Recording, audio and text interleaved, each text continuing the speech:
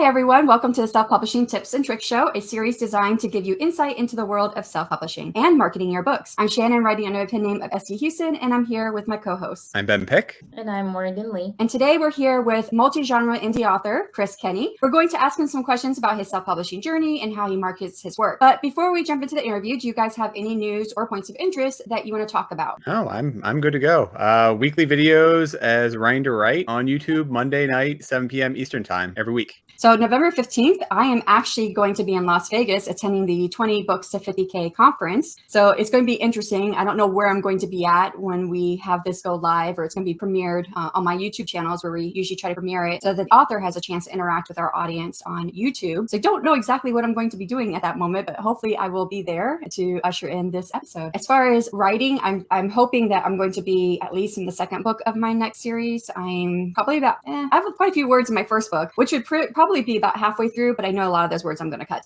So I don't know exactly where I'm standing with my first book, but I'm making good progress on it every day. So I'm really happy about that. Great. All right. Well, let's talk about our guest author today. Chris is a 32-year-old author from London who has had a passion for writing since the age of 5 or 6. Hard to recall. Alongside this, Chris lives in an active lifestyle. Bodybuilding has been a huge part of his life for over a decade, and his fierce competitive streak took him to the stage where he has competed in several bodybuilding shows. Away from this, Chris is married and a proud cat dad to a 3-year-old Scottish fold who is often found sitting right by him while he writes. Finally, Chris has explored the world ranging from New York to Bali and loves to incorporate some of his favorite destinations into his writing. Let's welcome our guests to the stream. Chris, right there I am. Welcome. Hey guys, thank you so much for having me on. It's an honor and a privilege to be among some esteemed authors such as yourselves. Well, thank you for agreeing to come on the show. Thank you. And for those of you who are listening and not watching, I'm wearing quite a loud holiday shirt, I can describe it as. So you're missing out. Go and check this out on YouTube. Well, welcome to the show, Chris. And would you please take a moment to introduce yourself and talk about anything we might have missed? Yes, so as you said, my name's Chris, author living in London. I will caveat right at the start, I've just had a surgery yesterday on my nose, so I'm a little bit blocked up, a bit breathless. So we'll get past it. Won't be any sneezing or anything like that disgusting. I should be fine. By the time this drops, I should have the first book of my new series out. It's going to be a cyberpunk. We'll comment on that later, but yeah. Fingers crossed. We'll definitely talk about that later in the interview. Yes. And thank you so much for coming on the day after your surgery. That's really shows a lot of fortitude there. Oh, it's fine. We're covered pretty well, I think. So but yeah, if I do give any loopy answers, we can blame it on the general anesthetic. So that's me covered. So before we jump into questions of self-publishing and marketing your books, could you tell us a little bit about your journey into self-publishing your very first book? Ooh, how long have we got? Is this an hour show? Right, I mean, I'll be brief.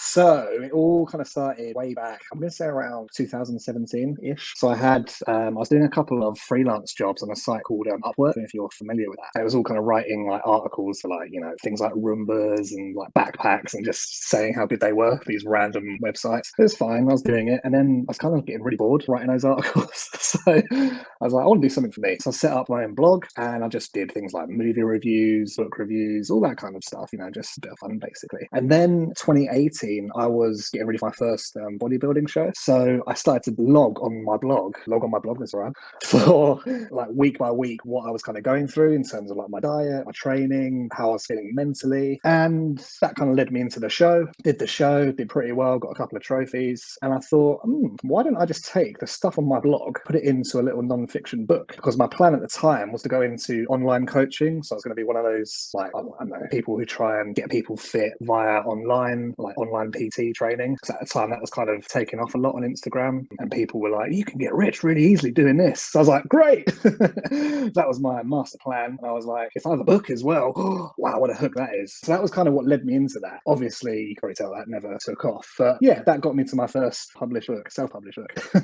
You started off your self-publishing journey, like you said, with the nonfiction where you were writing books about fitness. What made you decide to self-publish the fitness books instead of seeking traditional publishing? Honestly, I wanted to get it out there really quickly. For at the time, my goals were, as I say, to go into online coaching. And I thought, I'll just self-publish it, sorry. I knew a friend who'd done a few books on Amazon, like really weird ones, like cooking books and like carb cycling books, all this kind of weird stuff. And he kind of showed me how to do it and was like, yeah, just get it out there, get it up nice and easy. So I didn't even think about going down traditional publishing route because I didn't think it was good enough, to be quite honest. I thought it would just be a quick, simple, get it out there, something with my name on it. So it's like a brand almost. So that was the main reason. reason, to be honest. I didn't really consider TradPub at all. So at what point did you decide to move from fitness into writing science fiction, and why? So I released my first book, it was 2019, and here's where in my head I'm thinking, okay, cool, I've got my platform now, I've got my website, I bought a domain name. I was going to have, my whole IP was going to be about, geeks going fit like I did. That was very much my kind of route. So I had I think my domain was like Fitness Geek Tribe or something, something really branding. And so I had all that set. I'm coming into the back end of 2019, so we all know what's going to come 2020, right? Pandemic's coming. Of course, we don't know that at the time. So I spent 2019. I'm doing another show. Didn't do as well. So that kind of sucked. But during this time, I decided I'm going to write another non-fiction book. This is going to be more of like a self-help guide. I should clarify. Sorry, my first non-fiction book was all about the process of doing a bodybuilding or a fitness show and kind of just documenting my journey. The second book is called the 12-week body transformation plan. Bit of a mouthful, but there we are. And that is literally like a kind of step-by-step guide. And that was more what I was going to use as my kind of hook to get people to then use me as coach, essentially. So started 2020 writing that, and then we get to the pandemic and all the gyms are closed, all competitions are obviously suspended, everything's just stopped. So I still write the book, I get it out there in 2020, and then we get to the summer, we're still in lockdown, nothing's really happening, and my girlfriend at the time said, why don't you just write a story based on us? Okay, fine. So I started writing this little story. I wrote like a chapter or two and I handed it to her. I'm like, here, read this, what do you think? Oh, this is really good, this might be something. So I'm like, oh, okay. So take it back, change everything, because I don't want it to actually be us. The main characters are loosely based on us. All the events are obviously just completely made up. But yeah, that's how I got into fiction. And I've got to be honest, I much prefer writing fiction, but we'll get to that. So you also wrote some science fiction. Did that came after you wrote the story that's based off of you and your wife? Yeah, that did. And to be honest, I had the idea for my science fiction way before even my fitness books. It was just kind of sitting there in the background. I've always been fascinated by ancient Egypt and that kind of thing. So, you hear these theories like, what if aliens built the pyramid? And I was like, what if they did? I was like, what if those aliens weren't aliens, but they were humans from a parallel world? And they built one pyramid that was like a time travel center of everything. Cool, there's my story, keep that. So that was kind of there the whole time. And then I thought, after I published the love story, I thought, well, why not just, write this sci-fi story I've got in my head, get it out there. So yeah, that's kind of how that came about, really. And I do want to point out that you're talking about the love story. That's the name of the novel. It's not just a generic title for, a love story or anything like that. It's a very generic title, but it is indeed my title, yes. Right. What differences do you see in self-publishing nonfiction versus the fiction? I think for me, there's a lot more care taken in the nonfiction side of things in terms of research, in terms of making sure you've got all the facts actually correct, especially with the books I wrote, right? So they're fitness books, there's nutrition stuff in there. There's all these things that people can actually check for themselves and, say, hang on, this isn't right. This isn't anything at all like what it should be. Whereas with fiction, obviously you've got your own blank canvas to do what you want with, right? I mean, to a certain extent, it depends on the genre, etc., etc. But yeah, I found nonfiction a lot harder to write, to be honest with you, which is why it took me 2 years to write 2 books, whereas with fiction, it's taken me a year to write 4, I think, roughly about that. So, and yeah, the nonfiction books are way shorter, so that tells you the story. In terms of the actual physical behind-the-scenes stuff, not a lot of change. It still goes through Amazon for me. I put everything on Kindle Unlimited, enrolled in KDP Select, so for authors out there, that's a little button you can click on Amazon. It makes it available as part of Kindle Unlimited, so people can read it for free, essentially. And that was a whole thing as well. With the love story, my romance book, I originally wanted to go wide, as in have it available on Barnes & Noble, Apple Books, etc., etc. And I found, honestly, I was getting no sales. I didn't get anything there. So everything was coming through Amazon. I just thought, what, let's just make that switch, keep everything Amazon. For now, that's kind of what's working for me. For the love story, how did the conversation come about? Because that was co-written with your wife. And so how did you decide to co-write a story with your partner, and what challenges did you face? So yeah, like I said, with the first kind of rendition of it, I wrote a couple of chapters, threw it over to her and I said, what do you think? She said, this is actually really good, let's make it a thing. And then we didn't plan any of it. It was all pantsed, so we just kind of wrote it as it came to us. And it was a lot of the dialogue was kind of my wife, because she reads that genre like voraciously. She devours romance novels, and I'm not great with those genres. I don't read them very often. So I was writing kind of quite descriptive texts. I was saying where they were in the environment, how it was feeling, the characters, and my wife was like, nah, get rid of that, write a load of dialogue instead. So that was kind of one, we didn't clash. It was just completely different style for me. You know, I was very used to this, as I say, you know, writing descriptive paragraphs and talking about this, that, and the other. And she was all just dialogue. And for that genre, 100%, it is very dialogue heavy, which is a good thing, you know, because it does make you read very quickly. So that's kind of where I had to hand the reins over and say, go ahead. So we would kind of like, we would write our bits separately, read them, and then merge them together, kind of. And that would give us a chapter. And we'd sit down and go, okay, so what happens next? And, you know, you think back to things that did happen to us and say, okay, how can we completely change this, but make it fit in with a time flow of what actually happened to us, you know? So it was a very open discussion. It was very easy, especially during lockdown. We had a lot of time, to be honest with you. So it was just something we did, you know, couldn't go anywhere. So it was pretty much, yeah, when we're not working, writing a book. So yeah, it worked pretty well, to be honest. So from your point of view, what has been your greatest publishing success so far? Ooh. I would probably say the love story, to be honest with you. That getting that first, what I'd say, proper book, because my two non-fiction books, I never really count them.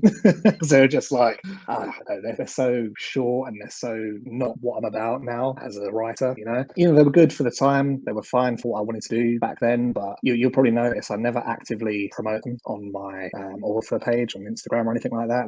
It's very much a separate entity almost. So writing the love story, which, you know, it's a full novel, you know, 80 or 1,000 words. That was a big deal for us, you know, especially for me. I'd never written something that long before. So that felt really, really good to get out there. But on the other hand, just finishing my trilogy, May 2022, I've done the original Earth Chronicles, my sci-fi trilogy. Finishing the last book there was like, ooh, okay, we're done. It was a real nice sense of achievement, you know, just to close that chapter, if you like, and move straight on to something else. So yeah, but I'd say the first one, definitely, love story. I know that feeling with the trilogy because I just finished mine too. And that was like, oh, okay, I'm done with this. It's really cool, right? Morgan's heading there. I think she's starting to write the third book in her trilogy now. So. Yeah. Are you comfortable discussing any publishing missteps or things you would have liked to have done differently? God, where do you begin? Where do you begin? I think the first thing I did wrong, my first two non-fiction books I published in 6x9 size. And that's not a massive deal, but traditionally we kind of go like, I think, was it 5x7 or whatever it is for a traditional paperback. I remember Richard Holiday was scalding me to high heavens, saying, this is the wrong size for my bookshelf. I was like, okay, fine. So yeah, that was kind of a misstep because I get it now, you know, it's probably, it wasn't great. And I also did a lot of the formatting myself. Well, in fact, I did all of it myself, which is fine, you know, I know a lot of people do that, but now I use Vellum, which does all the formatting. I don't have to do anything. It's very lazy. It's brilliant. I love it. But for my second non-fiction book, I had a lot of things like there's tables in there and there's like graphs, and oh my, it was such a headache. It took so long getting the margins lined up and getting everything in there neatly, and the font is really tiny and it just it doesn't look great. I'm really saying this, it doesn't look great at all. So I think that was a learning curve for me, and that literally made me research like, okay, is there a program that does this for me? And lo and behold, there was Vellum. So haven't looked back since then. Other missteps: spending a lot of money on Amazon ads without really knowing what I was doing. When I say a lot of money, I'm not talking like hideous amounts, but at the time, you know, you get a few hundred here and there. It's like, whoa, what? You're getting like maybe half of that back if you're lucky. I kind of just went into Amazon ads without really researching it, and it was just a case of, oh, I've got a book, click on this button, promote it, yeah, fine, charge 50p a click, okay, if you want, do it. And expecting sales, no. So again, learning by doing. God, what else have I done? Yeah, I think that's probably about it. The stupid stuff, I'm sure there's more. If you could pass on one thing to aspiring self-published writers, what would be your best publishing tip or trick? One of my best things to say would be, if you can, try and write every day, even if it's a few hundred words, even 50 words, just because that momentum really builds up. I made a mistake, I think, with the second book of my original Earth series. I would write, you know, I do a lot of words one day, then nothing for 3 days, then a lot of words, then nothing, and it just broke up the flow of it. So actually, when I was reading it back, I was making mistakes in my own timeline because I wasn't in the right headspace. So I think for me, certainly for my own process, writing every day, even just a little bit, helps keep that flow, keeps the momentum, and you can actually kind of link things, you know, nicely, I think, in that way. As for an actual tip or trick, it would be, do research beforehand. you're spending money on things like advertising, that's the trap I'm falling into. All right, so now we're going to move on from publishing to marketing. So since you've written nonfiction, science fiction, and even romance, what does your marketing look like? And does your strategy change based on the genre? Yeah, I mean, completely. For my non-fiction books, the fitness kind of stuff, I've got a separate, at the time it was like very much a fitness page, and built up, a healthy amount of followers, like 1,600-ish, which isn't too bad for Instagram. So I would use that. I would really market it through stories, mainly stories, Instagram stories, and just posting all the time about it. Didn't really touch anything like Facebook ads or Amazon ads. It was pretty much all relying on that page that I built of people who actively followed me for my bodybuilding and fitness journey. So that side of things for marketing was kind of almost took care of itself in a way. And I actually put both of those books up for free for, I think it was 5 days, 7 days, whatever the Kindle countdown is. And that got, quite a few free downloads, which was great. And then after that, it kind of dropped off a cliff. There was no like further sales. I was like, oh, what happened? But at the time, I was hoping to have like a different website for this, like I said earlier, that kind of geek tribe, whatever I was going to call it. And my plan was to offer that book as like almost like a newsletter sign up and say, here, get your free fitness transformation guide, whatever, sign up now. And I just never did that. So my grand plan just didn't go anywhere. And then I got to the love story and I was like, okay, I need a new author page. So we set up a new Instagram page, Chris Kenny author, completely new. And I was like, I need a new website. So brand new website came about. And at this point, I've still got my blog running alongside. So I axed the blog because there's nothing really going on there anymore. And I'm not getting tons of views anyway. So what's the point? I'm paying every year for it. Why? So that goes. New website comes about. Kind of done okay. I did it all myself. Templates, easy enough. And so we've got the new page, new website. And with this, I'm like, okay, so at first I went in with almost like an anonymous. So my name on the book is actually C. Kenny because I didn't want people knowing I was a male author in the romance space. And that was my wife. She was like, maybe if you're a male author, people aren't going to buy it. So we kind of went in with the whole, who am I kind of thing. And did it work? I don't know. It's hard to tell, right? So when it launched, what did we do? We got lots of like family, friends to kind of talk about it and shout out about this great romance that we've got. And then this is when I started reading Amazon ads properly because I'd done it before with the fitness books, so just random kind of clicking, like, yeah, click there for an Amazon sale, that'll do. But I actually read properly how to use Amazon ads, and that was my main kind of marketing tool for the love story. I tried Facebook ads, but I didn't really have much success there, to be honest with you. So that was kind of the main shift. It was kind of like, right, let's focus on Amazon ads for now. And that was the same with my sci-fi trilogy. By the time I got to my sci-fi trilogy, I changed my Instagram page, so it was actually me. It was like, I'm Chris Kenny, not C. Kenny, completely owned who I am, because I was thinking about doing a different pen name, but I thought we'll just stick with this. So yeah, very long-winded way of saying that's how I did it. I did notice that the one website I could find on you was, I had your fitness books and it said the love story as well in there, but I didn't see any of your science fiction. Do you plan to do a website for your science fiction? Yeah, so the website has not been given much love. Okay.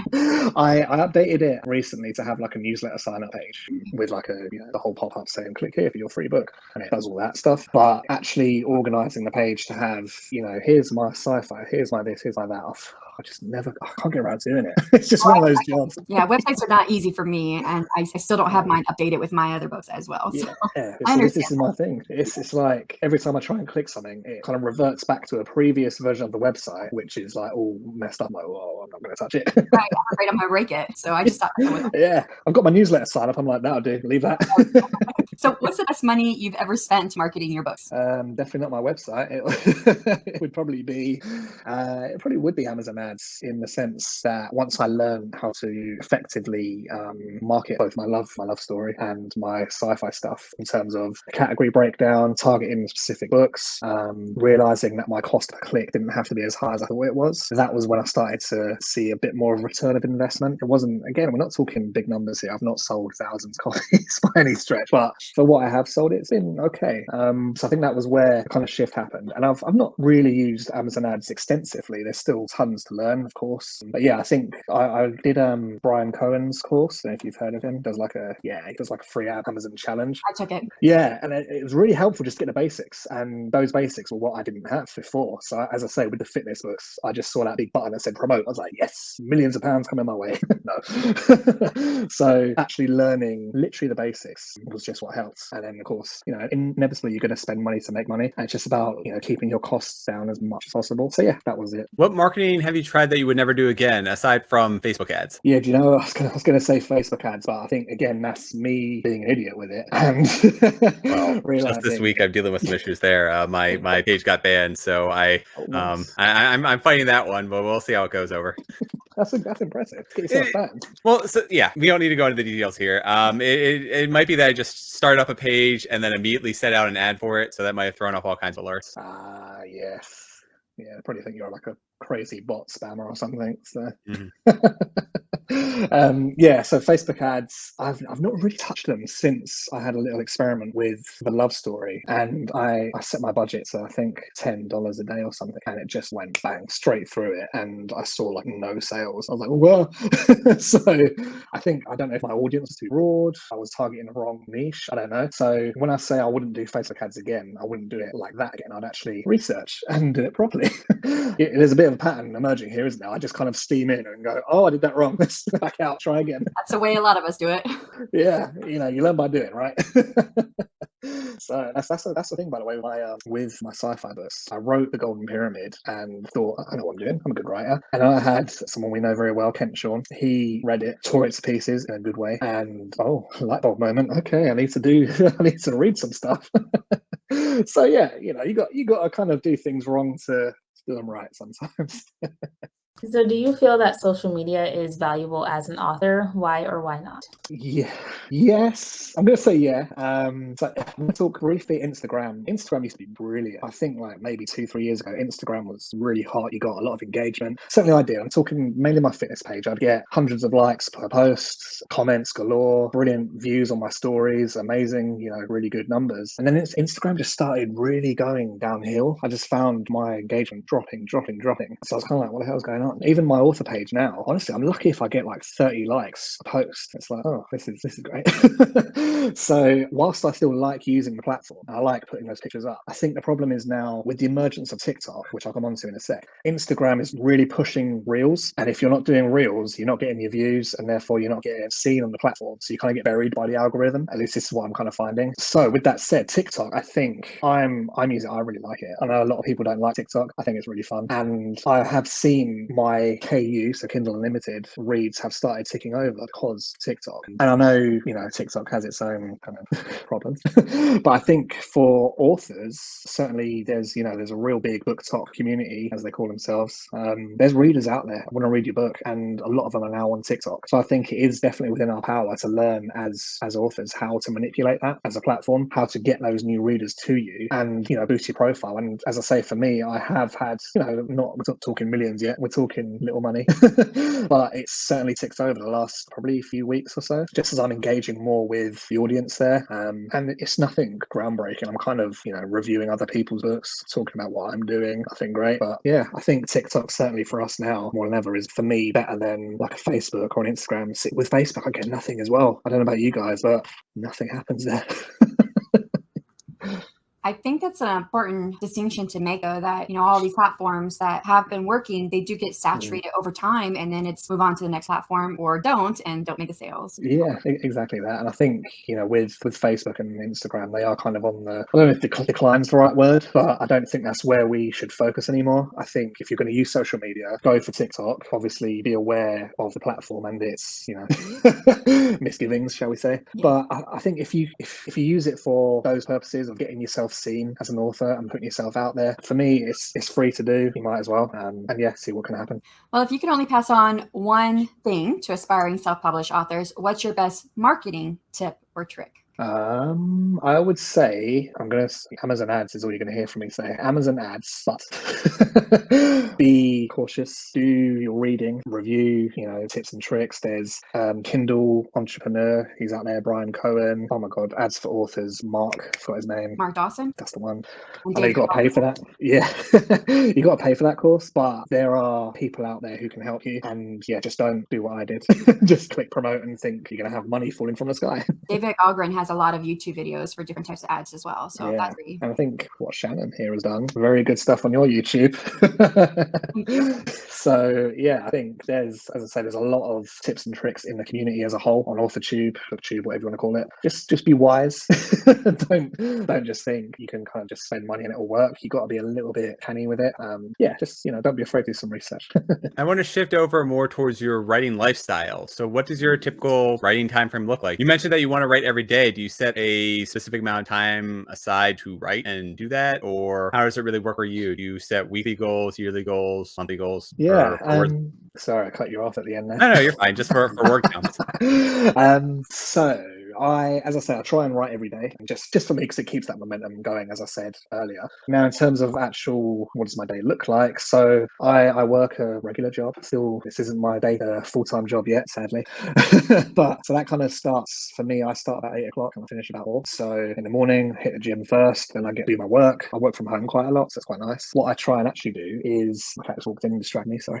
What I try and write during like a lunch break period, so maybe 20 minutes, half an hour, and I won't set like a strict word count limit on that period of time. It'll be, okay, what can I do in 20 minutes? What can I do in half an hour? Just while I'm, taking a quick break from work.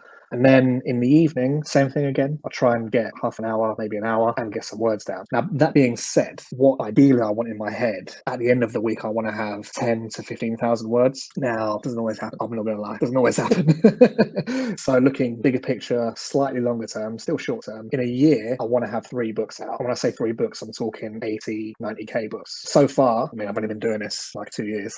I've hit that target. This year, I don't know, maybe. So by the time this comes out, I would have hopefully had another book out, which would take me up to 2 for the year. So maybe. So yeah, that's my kind of short-term strategy, I guess. 3 books a year. And then longer term, can I increase that output? Can I go 4 a year? Can I do 5 a year? Because ultimately, for me, I want to get quicker and better at what I'm doing, so make my whole process more efficient. But as we all know, real life sometimes gets in the way. Like even as of recording, I've been in surgery yesterday, so I didn't do any writing yesterday. No writing today because I'm still a bit. So things come up, don't they? But we all have our challenges to navigate. So yeah, that's kind of what my rough plan looks like. So what is one thing you would like readers to take away from your nonfiction fitness books? So I want to help people who were kind of like me. So I was, when I was younger, kind of 19, 20, 21, real skinny, really shy, not confident with anything. And going to the gym really helped, alleviate all of that and bring it out and kind of make me learn about life. And this is going to sound really probably a bit out there, but at the gym, I found you can kind of have that as like a microcosm for life in a lot of ways, in terms of, again, stay with me for a minute here. You get a lot of challenges in the gym, like trying to push a weight that's too heavy for you, right? And it's about persevering through that, thinking, I can't do this.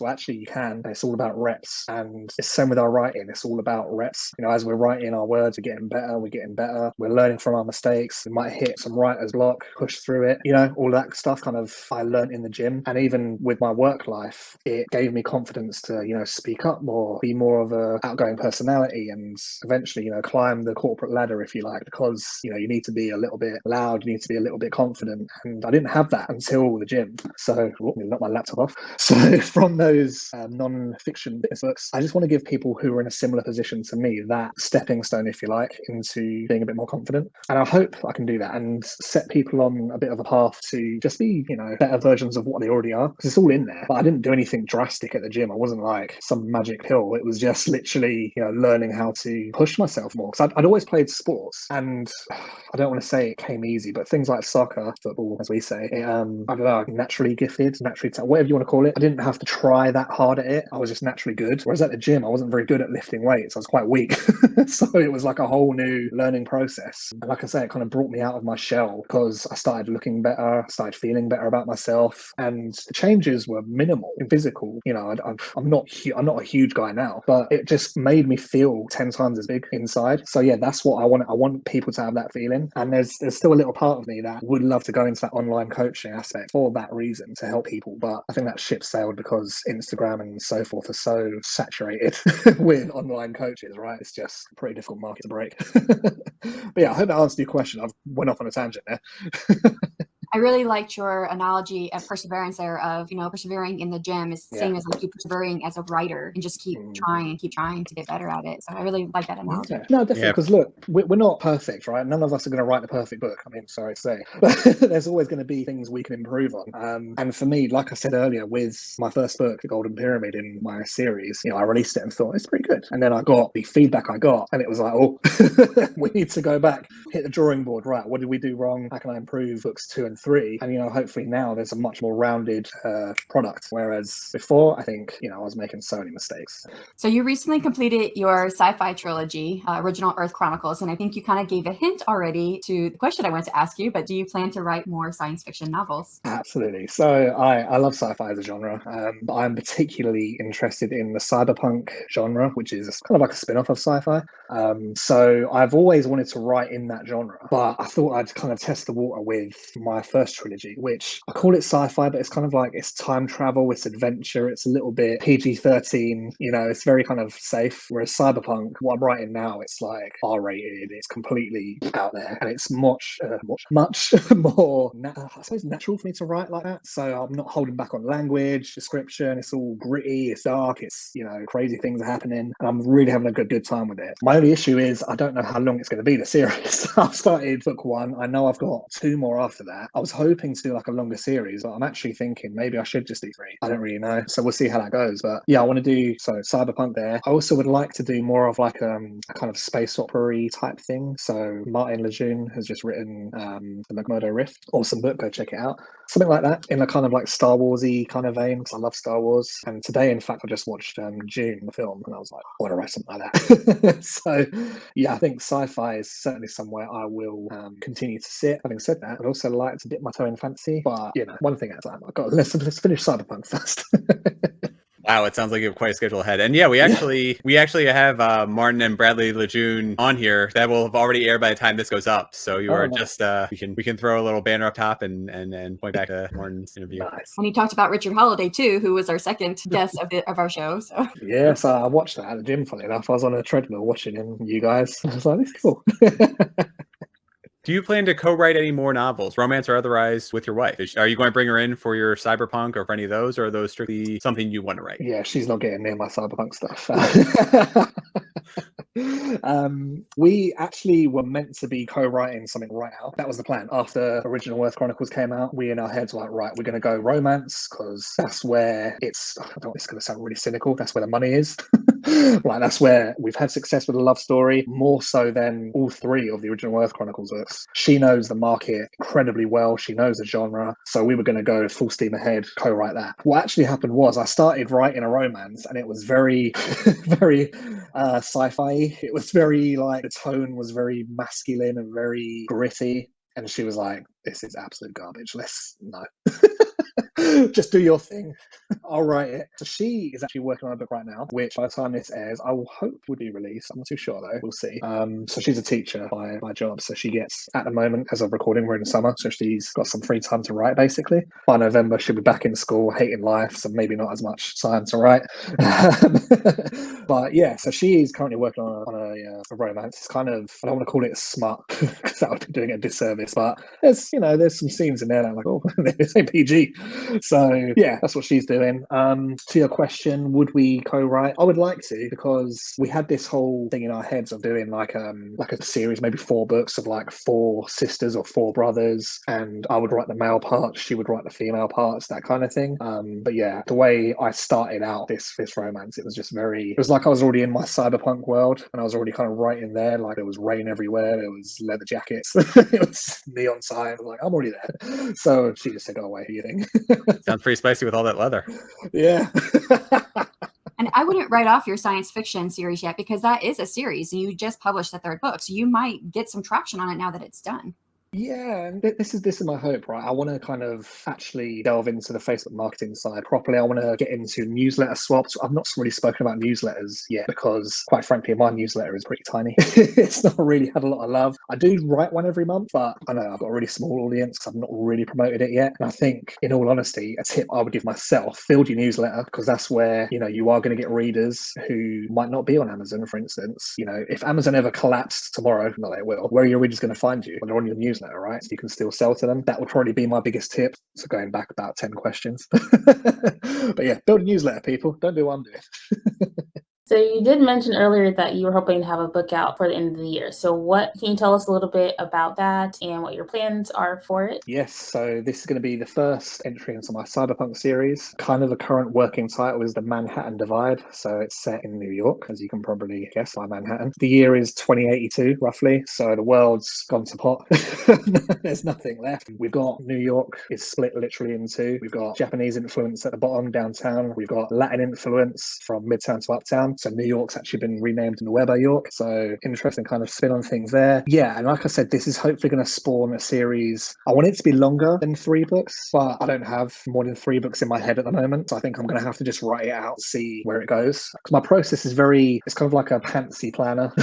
I kind of very roughly outline what I'm going to do for a book. So I'll have my chapters, I'll have a couple of lines, but I spend the majority of my planning is all on character work. So I get like my cast list, if you like, and I'll write like maybe half a page on everyone, who they are, what their motives are, what they want to do in the story, how they're going to get there, etc., that kind of stuff. And then I go ahead in the chapters and start writing 1 or 2 lines and then go from there. And even now, as of writing right now, I've made a new character up mid-chapter who wasn't even in my thoughts like a few weeks ago. So it's like, oh crap, now I've got to write about him. So yeah, so who knows, by the time it gets published by this, November, who knows what it's going to look like. But yeah, that's the rough plan there. Stick with cyberpunk genre for a little bit and then maybe branch into a different category of sci-fi, maybe come out entirely. Hard to say. That's a rough outline. I think one of the terms for that is plantser, which is kind of what I consider myself. I kind of plan a little bit, but then I'm more of a discovery writer. And yes, I have characters who pop up all the time that were not meant to be there. That could be you. I don't know. Well, you've answered all of our questions, but before we wrap up, can you tell our listeners where they can find you and purchase your books?